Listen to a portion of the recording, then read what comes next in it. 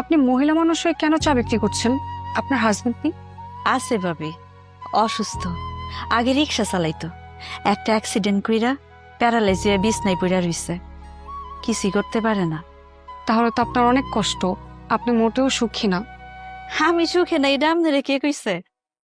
আমার মতো সুখে এই দুনিয়ায় আপনার কাউরে পাইবেন না।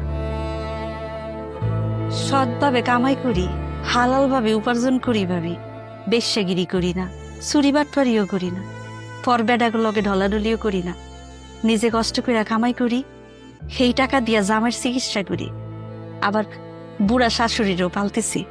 আমার 2টা পোলামাইয়া আছে, এগুলার স্কুলে পড়ালেখা করাইতেছি ভাবি।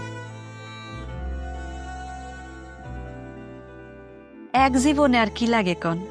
এর থেকে সুখের জীবন আর কারো হয়?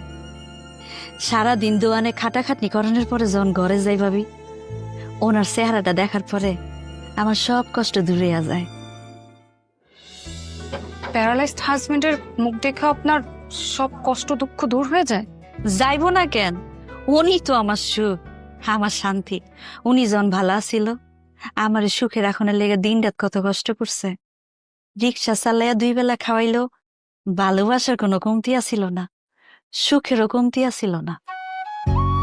স্বামী প্যারালাইজ হয়েছে বইলা আমি তারে দেখে অসুখে থাকবো, সেটা তো হইতে পারে না। আরো কি জানেন ভাবি, পোলা মাইয়া 2টা যখন স্কুল থেকে ফিরিয়া মা কইয়া জড়াই ধরে, আমার সব কষ্ট দূর হইয়া যায়। তখন মনে হয় আমি এই শহরের রানী, এই ঢাকার শহরের রানী ফুলি। আমার মতো সুখে এই শহরে আর কেউ নেই। আমার ঘরে টাকা পয়সার অভাব থাকতে পারে, কিন্তু সুখের কোনো অভাব নাই ভাবি। আল্লাহর রহমতে আপনাকে দোয়াই মেলা সুখে আছি। আল্লাহ ভালো রাখছে ভাবি। আপনি 2 মিনিট বইয়েন, আমি এখন চুলাটা জ্বালাই আপনার মজা করে চা বানাই দিতেছি, খাইয়া ভাল লাগবে। আপা এখনো চা হয় নাই? আমি বাসা যাব। চা খাবে না? না, আমি চা খাবো না, বাসা যাব। আরে কি, এই নিশা,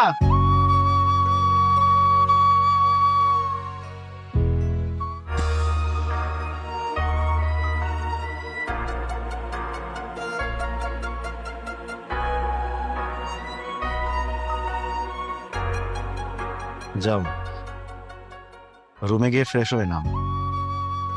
ঘুম থেকে উঠে কালকে সকালে লয়ারের কাছে গিয়ে যাবতীয় ফর্মালিটিস পূরণ করেন।